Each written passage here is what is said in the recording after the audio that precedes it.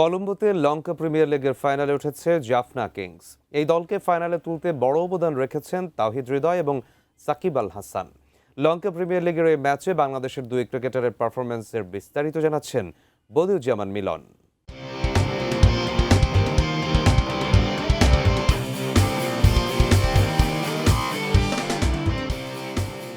তাওহিদ হৃদয়ের বিধ্বংসী ব্যাটিংয়ে এলপিএলের ফাইনালে উঠেছে জাফনা কিংস। পয়েন্ট টেবিলের শীর্ষে থেকে লিগ পর্ব শেষ করার পর প্রথম কোয়ালিফায়ারেও দাপট দেখিয়েছে দলটি। গল গ্যালান্টসকে 243 রানের অসম্ভব লক্ষ্য ছুড়ে দিয়ে জয় নিয়েই মাঠ ছেড়েছেন সাকিব হৃদয়রা। কলম্বোর আর প্রেমাদাসা স্টেডিয়ামে টস জিতে প্রথমে ফিল্ডিংয়ের সিদ্ধান্ত নেয় গল গ্যালান্টস।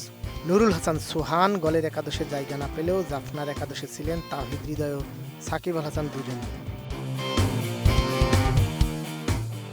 সঠিক প্যাড আর সঠিক তথ্য দিয়ে এসব সামলে নিব এক হয়ে। Monalisa sanitary napkin. দলীয় 173 রানে নাফে বিদায় নিলে অধিনায়ক ভানুকা রাজাপাক্ষে নিজে ক্রিজে না নেমে ভরসা করেন হৃদয়ের উপর।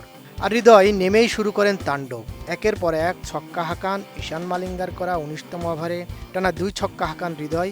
শেষ ওভার শুরু করেন প্রতিপক্ষ অধিনায়ক দাসুন সানাকাকে ছক্কা হাঁকিয়ে। সেই ওভারে আরও একটি ছক্কা ও 2টি 4 হাঁকান। এক ওভার থেকেই নেন 22 রান।